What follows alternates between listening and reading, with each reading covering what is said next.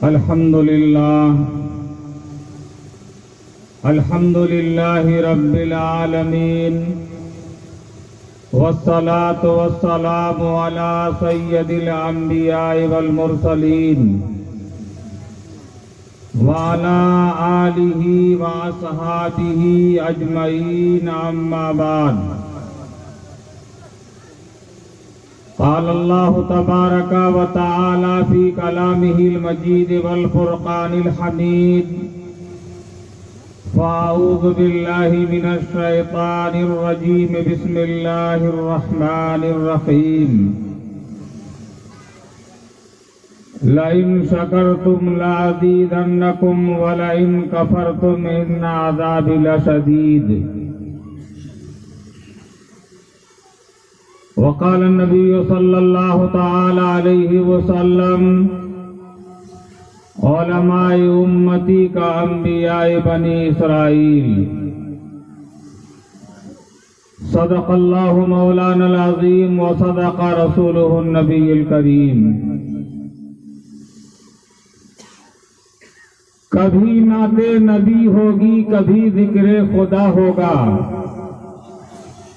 کبھی نعت نبی ہوگی کبھی ذکر خدا ہوگا غلامان محمد کے لبوں پر اور کیا ہوگا نبی کی سنت پامال کرنے والوں محشر میں اگر سرکار نے تم کو نہ پہچانا تو کیا ہوگا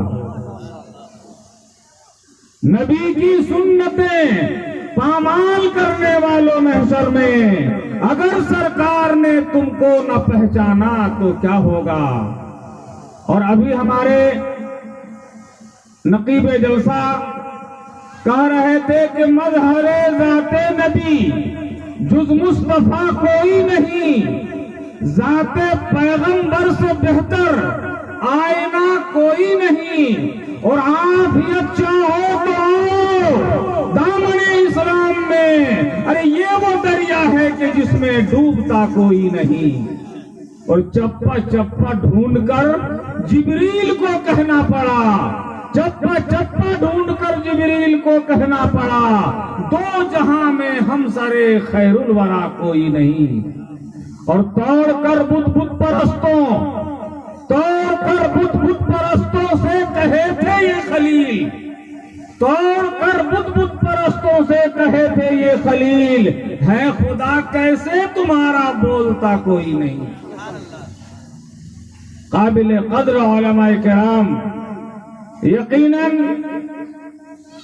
پروگرام جناب پردھان صاحب نے بدیے فون لیا اور انہوں نے جیسا کہا تھا آج میں اپنے آپ کو بہت ہی نصیبہ آور سمجھتا ہوں خوش قسمت سمجھتا ہوں کہ اگر نہ آتا تو شاید اس کا تدارک زندگی پر نہیں ہو سکتا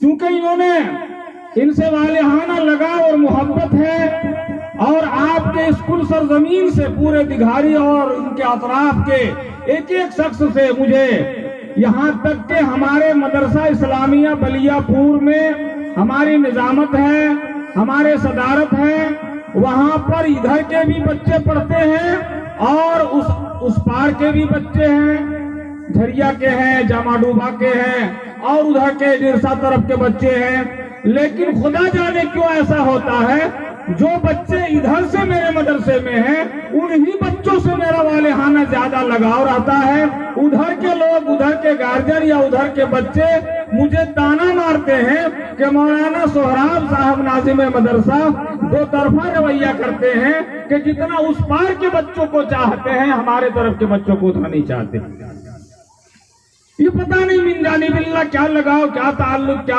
محبت ہے آپ کی سرزمین سے کہ آپ کے ایک ایک چیزوں سے تو اس طریقے سے ہمارے پردھان صاحب کے یہاں حضرت مولانا الیاس صاحب سے جب سے لگاؤ ہوا ہے حضرت مولانا فخر الدین صاحب حافظ اسحاق صاحب اور ان تمام علماء کرام حافظ انور صاحب اور ان سبھی حضرات سے اس طریقے سے گھل مل کے رہتا ہوں مجھے ادھر بہت ہی اچھا لگتا ہے اور یہ تو دعوت پہ آیا ہوں، یہ کوئی بھاری چیز نہیں ہے، بلا دعوت میں جب موقع ملتا ہے تو ایک جھلک آ کے پھر چلا جاتا ہوں گھوم کے، آنا جانا ہوتا ہے۔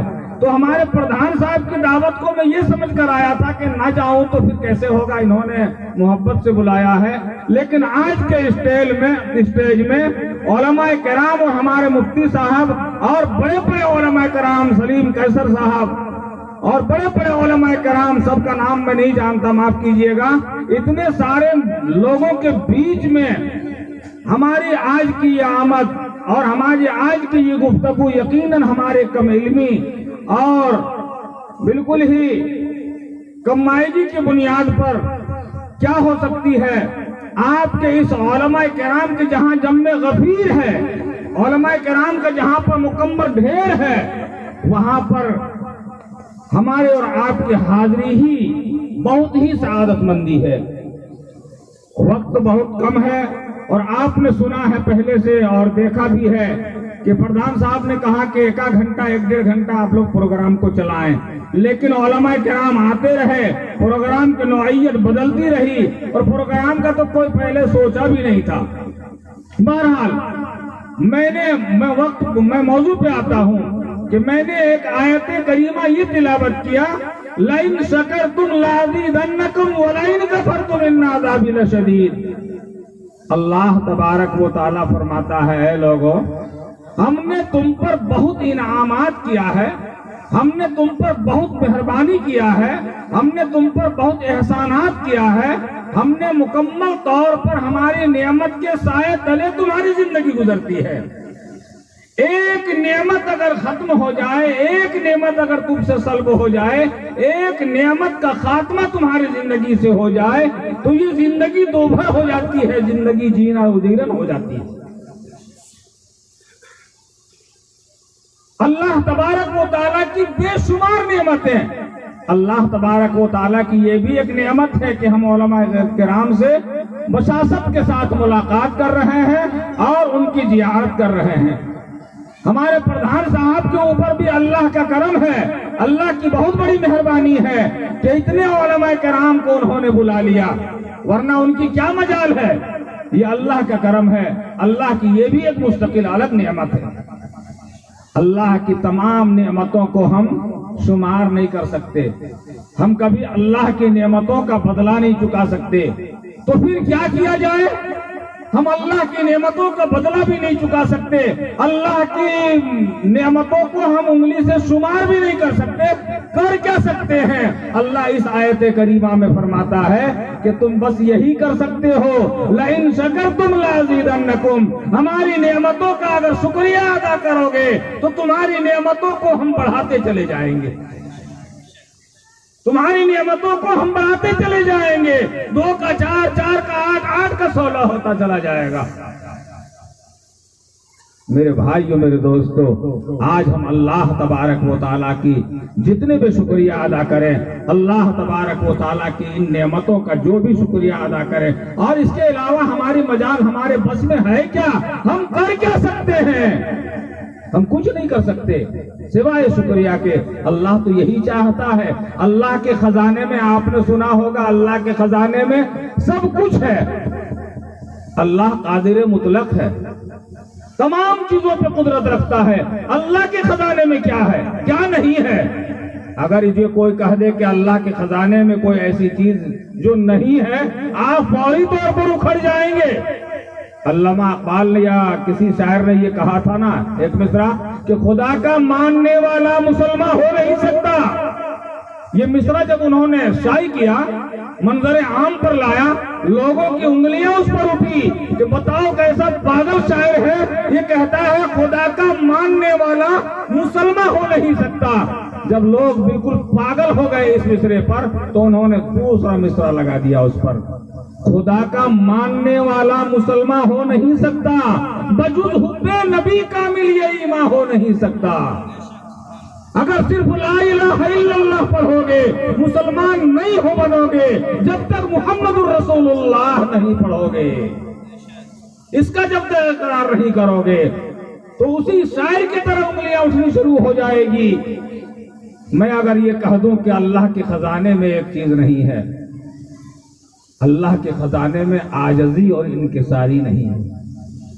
اللہ کے پاس یہ عاجزی اور انکساری نہیں ہے، اور جو چیز جن کے پاس نہیں ہوتی ہے اسے وہ چیز بہت محبوب ہوا کرتی ہے.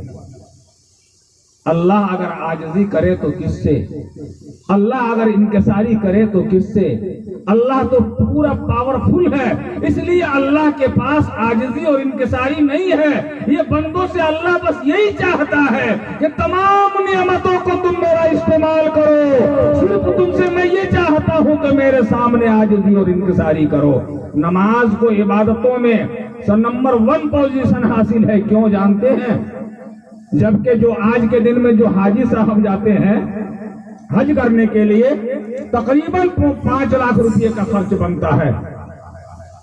5 لاکھ خرچ کر کے وہ حاجی بن کے آتا ہے. ایک صاحب کا واقعہ ہم نے پڑھا تھا اس طرح سے ابھی کسی میگزین میں یا واٹس ایپ میں کہ ایک حاجی صاحب حج کر کے آئے، ایک دکاندار سے ادھار کھاتا تھا بیچارہ. جو حج کر کے آئے تو دکاندار صبح ہی دکاندار کے پاس آیا اور کہا ہے دکاندار رجسٹر نکالو. یہ دکاندار بیچارہ پریشان رہتا تھا اس سے. یہ سوچنے لگا کہ اب حج اج کر کے آیا ہے تو اب ان کا من مزاج بدل گیا ہے، آپ یہ نیک صالح بن گیا ہے، شاید آج میرا قرض چکا دے گا مکمل. بڑی بشاشت سے دوڑ کے اندر گیا اور بیچارہ رکھا ہوا رجسٹر لے کے آیا جو کافی رقم کافی پیسہ باقی تھا اس کا، اور نکالا. دل میں سوچ رہا آج تو حاجی صاحب پاک صاف ہو کے آیا ہے، آج پیسہ دے ہی دے گا. کہا نکال، کہاں میرا نام نکالو تراشو. جلدی سے نکالا بیچارہ. کہا کہ اس کے شروع میں بے وقوف حاجی لکھو، اب میں حج کر کے آیا ہوں. حاجی جیسے مثال کے طور پر فخر الدین صاحب ہے، کہا حاجی فخر الدین صاحب لکھو. بس اتنا لکھوایا اور اس کے بعد کہا رکھو، اور پھر وہ چلتا بنا. یہ کہلانا چاہ رہا تھا کہ میں 5 لاکھ روپیہ دے کر حج کر کے آیا ہوں اور میرے نام کے شروع میں تم نے حاجی نہیں لگایا. وہ چاہتا ہے کہ میں حج کر کے آیا ہوں تو بہت بڑا. لیکن عبادتوں میں پوزیشن 1 نمبر نماز کو حاصل ہے. نماز میں پیسہ نہیں لگتا، اس لیے کوئی اس کو نمازی صاحب نہیں کہتے. روزہ رکھنے میں بہت زیادہ ویسے کوئی پریشانی نہیں ہے، اس لیے روزے دار صاحب کہہ کے اس کو لوگ نہیں بلاتے. اسی حج میں خرچ ہے، اس کا لوگ اس طریقے سے چرچا کیے ہوئے ہیں اور لوگ اس طرح سے اس کے اوپر کہ فلانا حاجی صاحب. اب حاجی صاحب کو اگر یوں ہی نام لے کے بلا دے تو لوگ سوچتے ہیں کہ بہت بڑا خطا کر لیا، یہ گناہ کر لیا. یہ ارے حاجی صاحب ہے، تم اس طرح بلا رہے ہو. تو میں کہہ رہا ہوں کہ نماز میں عبادت میں نمبر 1 پوزیشن حاصل نماز کو کیوں ہے جانتے ہیں؟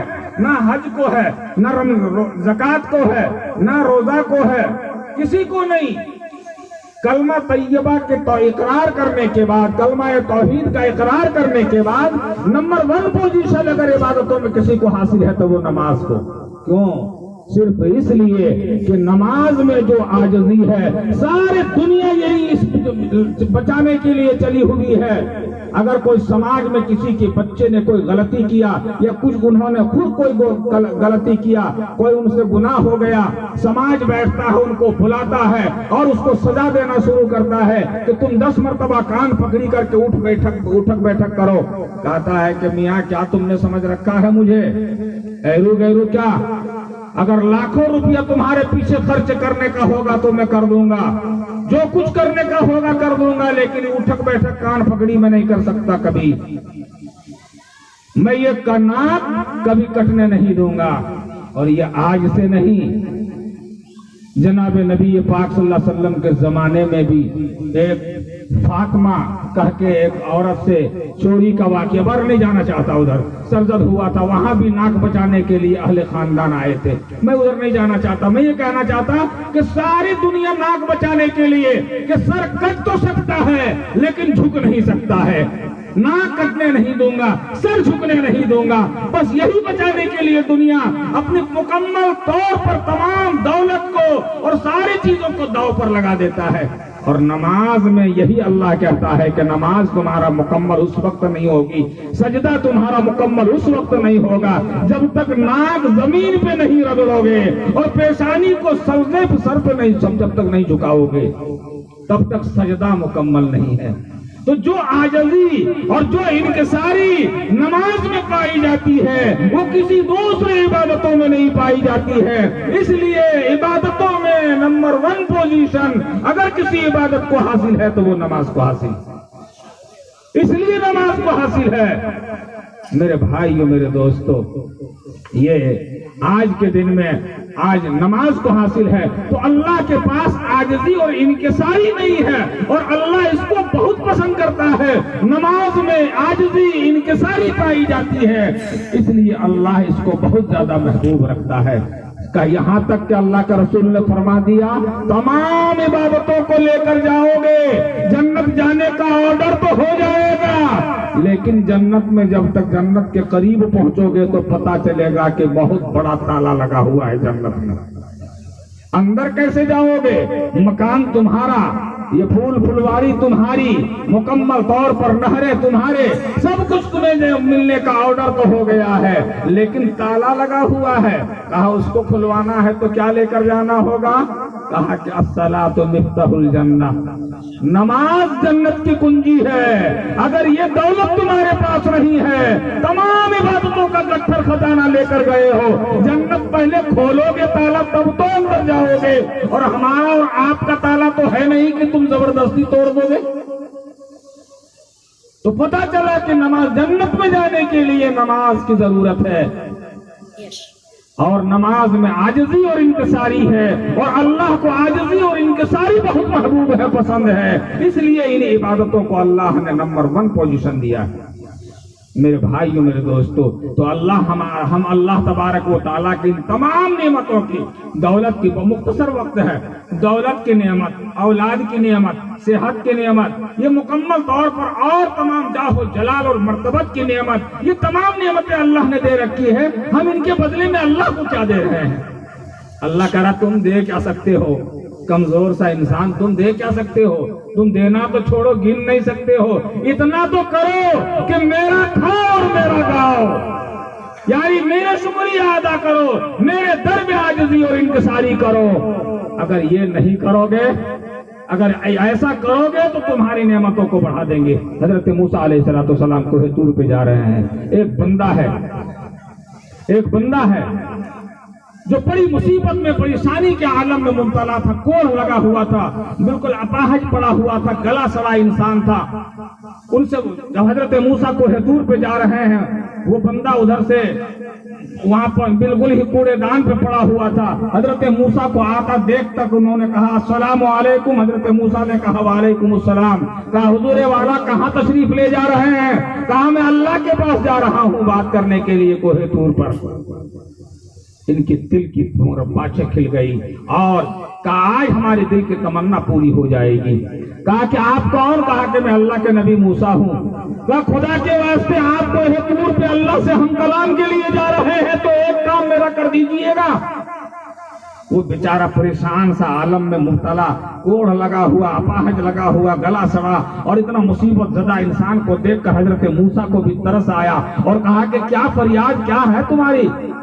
کہا کہ آپ جب اللہ کے بارگاہ میں جا رہے ہیں، کوہ طور پہ اللہ سے بات چیت ہوگی تو ایک معاملہ ہے میرا چھوٹا سا، وہ حل کروا دیجئے۔ کہا معاملہ بتاؤ تو صحیح کیا ہے؟ کہا کہ اللہ سے صرف یہ پوچھ کر آئیے گا کہ اللہ نے ہمیں کیوں پیدا کیا ہے۔ میں کچھ کام میں نہیں آ سکتا، نہ میں کسی کی کام کر سکتا، نہ اپنا کچھ کام کر سکتا، بالکل کوڑے دان پہ جہاں لوگ کوڑا کچڑا باہر پھینکتا ہے میں وہاں پڑا ہوا ہوں، اور کافی عرصہ سے، کافی زمانہ سے پڑا ہوا ہوں۔ میں سوچتا ہوں یا اللہ تو نے اس عالم میں جب مجھ کو رکھنا تھا تو کیوں پیدا کیا ہے؟ اے موسیٰ آپ خدا سے ذرا پوچھ کر لا دیجئے گا کہ اللہ نے ہم کو کیوں پیدا کیا۔ حضرت موسیٰ نے کہا ٹھیک ہے، یہ تو چھوٹا سا مسئلہ۔ حضرت موسیٰ چلے گئے کوہ طور پہ، اللہ سے ہم کلام ہوئے، اور کہا کہ اے پروردگار عالم، آپ تو عالم بذات صدور ہیں، آپ تو دل کی سوچی ہوئی بات کو بھی جانتے ہیں، آتے وقت آپ کے ایک بندے نے مجھ کو کیا کہا ہے یہ بھی آپ جانتے ہیں، لیکن میرا اخلاقی فریضہ ہے کہ مکمل طور پر بعین ہی وہی سوال آپ کے بارگاہ میں رکھ دوں، آپ نے اس کو کیوں پیدا کیا ہے؟ یہ سوال۔ اللہ کو ڈائری دیکھنے کی ضرورت تو ہے نہیں کہ دیکھوں آج سے بہت دنوں پہلے اس کو پیدا کیا ہے تو میں دیکھوں ذرا کہ اس کو کس مقصد کے لیے پیدا کیا ہے۔ اللہ نے برجستہ کہا کہ اے موسیٰ سن، کل حساب و کتاب کے بعد جنتی جنت میں چلا جائے گا، دوزخی دوزخ میں چلا جائے گا، جہاں دوزخی لوگ ہوگا وہاں اس کا راگ پی کچلہو اور گندگیاں بہے گی. اس دوزخ میں ایک سوراخ اور ایک سوراخ ہے. اس کا ڈانٹ بنانے کے لیے, اس سوراخ کو بند کرنے کے لیے میں نے اس کو پیدا کیا ہے. اتنا ڈینجر اور خطرناک جواب سن کر حضرت موسیٰ تھرا گئے, ہل گئے. کہا کہ اس بندے کا کیا عالم ہوگا. بہرحال اللہ کے سامنے چوں چرا کرنے کی بس کی بات تو ہے نہیں کسی کی, لے کر جواب چلے. یہ بندہ مکمل طور پر آس لگائے, ٹکٹکی نگاہ لگائے ہوا ہے کہ کب موسیٰ آئے گا کہ ہمارا سوال کا جواب لا دے گا کہ اللہ نے ہم کو کیوں پیدا کیا ہے کہ مسئلہ آج حل ہو جائے گا. بس اتنا سوچتے سوچتے موسیٰ آ ہی گئے. کہا السلام علیکم. حضرت موسیٰ نے کہا وعلیکم السلام. کہا اے اللہ کے نبی موسیٰ, کہیں ایسا تو نہیں ہے کہ میرا سوال بارگاہ خداوندی میں رکھنے سے آپ چوک گئے, بھول گئے. حضرت موسیٰ نے کہا نہیں, ایسا نہیں ہوا. میں نے برجستہ ہم کلام ہونے کے بعد, بات چیت ہماری ہونے کے بعد تیرا سوال بارگاہ خداوندی میں رکھ دیا اور وہاں سے جواب بھی ملا. کہا کہ اے موسیٰ خدا کے واسطے جلدی میرا محبوب, میرا خالق, میرا مالک کا جواب مجھ کو سنا دیں. کہیں ایسا نہ ہو کہ میں اپنے خالق و مالک کا جواب سنے میری حیات وفا نہ کرے اور میں مر جاؤں اور میں اپنے محبوب کا جواب نہ سن پاؤں. جواب کتنا خطرناک ہے. اور حضرت موسیٰ علیہ السلام سے یہ اصرار کر رہا ہے کہ اے موسیٰ جلدی بتا دیجئے کہیں حیات وفا نہ کرے اور اپنا خالق و مالک کا جواب نہ سن سکوں. جلدی بتا دیجئے کیا کہا اللہ نے. حضرت موسیٰ سوچ رہے ہیں کہ یا اللہ میں بتا دوں کہ نہ بتاؤں. اگر بتا دوں گا, آج کافی زمانے سے اتنا پریشان حال ہے, اگر بتا دوں تو ابھی ہارٹ اٹیک کر جائے گا, ہارٹ فیل ہو جائے گا, یہ فوراً یہ تاب نہیں لا سکے گا, اتنا خطرناک جواب کو برداشت نہیں کر سکے گا. لیکن یہ اصرار پر اصرار کرتا جا رہا ہے, جلدی بتا دیجئے, جلدی بتا دیجئے. حضرت موسیٰ نے کہا او بندہ سن, میں نے تیرا سوال خالق کائنات کے بارگاہ میں جو ہی رکھا, اللہ نے کہا کہ جنتی جنت میں چلا جائے گا, دوزخی دوزخ میں جائے گا. دوزخ میں ایک سوراخ ہے جہاں سے گندگیاں بہنے والی ہے, اس کا ڈانٹ بنانے کے لیے اللہ تبارک و تعالیٰ نے تم کو پیدا کیا ہے. حضرت موسیٰ علیہ السلام سوچ رہے تھے, سنتے ہی ہارٹ اٹیک, ہارٹ فیل. لیکن یہ بندے کے دل سے آواز آتی ہے الحمدللہ, تمام تعریف اللہ تبارک و تعالیٰ کے لیے ہے. حضرت موسیٰ سوچنے لگے, ابھی تک تو میں سوچ رہا, آپ دیکھ رہا تھا کہ اس کا ہاتھ پاؤں خراب ہے, اعضاء جوارے خراب ہے, لیکن اب پتا چلا اس کا دماغ بھی گھسکا ہوا ہے. حضرت موسیٰ سوچنے لگے, اب پتا چل رہا ہے کہ اس کا دماغ کا پرزا بھی ڈھیلا ہو گیا ہے, وہ بھی پاگل ہے. یہ کیوں کا اتنا خطرناک اور ڈینجر جواب سن کر کوئی الحمدللہ نہیں پڑھتا ہے, لا حول پڑھتا ہے, استغفر اللہ پڑھتا ہے, یا اس طریقے کے کچھ کلمات کہتا ہے. یہاں ماشاء اللہ, سبحان اللہ اور الحمدللہ تو اچھی خبروں پر, اچھی باتوں پر پڑھی جاتی ہے. یہ کون سا اچھی بات ہے کہ دوزخ کا ڈانٹ بنانے کے لیے اللہ نے تم کو پیدا کیا ہے, اور یہاں الحمدللہ پڑھتا ہے, پتا چلا اس کا دماغ خراب ہے. کہا کہ اے موسیٰ اب کیا رک کے آپ کیا دیکھنا چاہتے ہیں, آپ جائیے, کام تو آپ کا ہو گیا. میرے خالق, میرا سوال خالق کائنات کے بارگاہ میں آپ نے رکھ دیا اور ان کا جواب مجھ کو سنا دیا, اب آپ جائیے. حضرت موسیٰ کہنے لگے کہ اے بندہ خدا, اب میں اس وقت تک نہیں جاؤں گا جب تک تم نہیں بتاؤ گے تو تم نے الحمدللہ کیوں پڑھا ہے, تم نے الحمدللہ کیوں پڑھا ہے. یہ تو اچھی خبروں کو سن کر لوگ پڑھتے ہیں. کہا کہ اے موسیٰ یہ میں جانتا ہوں, میرا رب جانتا ہے, تو جا. اب تجھے سننے کا کیا مطلب ہے, تو نے اپنا کام کر دیا, تو جا. کہا کہ میں جب تمہارا سوال کا جواب لا کر نہیں بتلا رہا تھا تو تم کس طرح اصرار کر رہے تھے کہ جلدی بتا دیجئے. اب میں تمہیں کہہ رہا ہوں کہ تم جلدی بتا دو کہ تم نے الحمدللہ کیوں پڑھا ہے. حضرت موسیٰ اصرار پر اصرار کر رہے ہیں. تب اس نے کہا کہ سن اے موسیٰ, اللہ کے نبی موسیٰ سنیے آپ, میں نے کیوں الحمدللہ کہا ہے.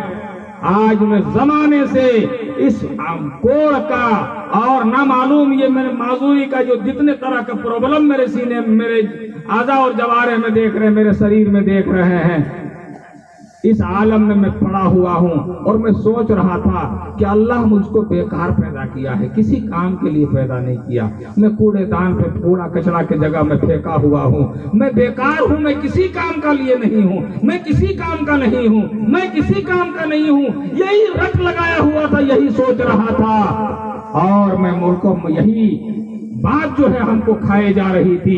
لیکن آج آپ نے جو میرے خالق کائنات کا جواب لا دیا، سن کر مجھ کو پتا چلا کہ میں بیکار نہیں بنایا گیا ہوں، میں کسی نہ کسی کام کے لیے بنایا گیا ہوں۔ یہ رب کی مرضی ہے، رب جہاں جہاں چاہے مجھ سے کام لے لے۔ آج پتا چلا کہ میرا رب دوزخ میں مجھ سے کام لے گا، دوزخ میں مجھ سے کام لے گا۔ میں بیکار نہیں ہوں، باکار ہوں، اس لیے میں نے الحمدللہ پڑھا ہے۔ اتنا سننا تھا، حضرت موسیٰ علیہ السلام سوچنے لگے کہ یہ میاں، میں سوچ رہا تھا دماغ ڈھیلا ہے، لیکن دماغ تو ان کا مجھ سے بھی زیادہ مضبوط لگ رہا ہے۔ وہ اس باریکی کو سمجھتا ہے جس کو جہاں تک میری رسائی نہیں ہے۔ حضرت موسیٰ علیہ السلام کے پاس فوراً اللہ کا پیغام آتا ہے کہ اے موسیٰ، آپ اس بندے کو سنا دیں، ابھی تک کا میرا پلاننگ تو یہی تھا کہ دوزخ کا ڈاٹ بنانے کے لیے میں نے اس کو بنایا ہے، لیکن اس کا شکریہ ادا کرنا، الحمدللہ کا پڑھنا مجھ کو اتنا پسند آ گیا کہ میں نے اپنا فیصلہ چینج کر لیا ہے، اور جنت کے اعلیٰ مقام پر رکھنے کے لیے میں نے پلاننگ بنا لیا۔ لَئِن شَكَرْتُمْ لَأَزِيدَنَّكُمْ وَلَئِن كَفَرْتُمْ إِنَّ عَذَابِي لَشَدِيدٌ۔ جو میری نعمتوں کا شکریہ ادا کرتا ہے میں ان کی نعمتوں کو بڑھا دیتا ہوں، اور جو میری نعمتوں کا کفر کرتا ہے، انکار کرتا ہے، میری نعمتوں کو کھاتا ہے، میرا کھاتا ہے اور کسی اور کے در کا گاتا ہے، کسی اور کا گن گاتا ہے، تو اس کو ایسے دردناک عذاب میں گرفتار کر دیتا ہوں تو پھر وہ ٹس سے مس نہیں ہو سکتا۔ میرے بھائیوں، آخری بات، میرے دوستوں، میرے ماں بہنوں، اللہ تبارک و تعالیٰ کارساز ہے، اللہ تبارک و تعالیٰ مالک و مختار ہے، اللہ تبارک و تعالیٰ ہماری تمام باتوں کا خبر رکھنے والا ہے۔ آج ہم کبھی کبھی اللہ کے ساتھ دغا کرتے ہیں، ہم کھاتے ہیں اللہ کا، گاتے ہیں کسی اور کا۔ یہ اللہ تبارک و تعالیٰ کو ہرگز ہرگز پسند نہیں ہے۔ اس سے باز آ جاؤ، اس سے بیک ہو جاؤ، اس سے لوٹ آؤ، اور اللہ کی نعمتوں کا شکر گزاری پہ لگ جاؤ۔ اللہ تبارک و تعالیٰ ہمیں آپ کو سب کو کہنے سننے سے زیادہ عمل کی توفیق عطا فرمائے، اور ہمارے پردھان صاحب کے اس علماء کرام سے محبت کو ہمیشہ قائم اور دائم رکھے۔ آمین وآخر دعوانا الحمدللہ رب العالمین۔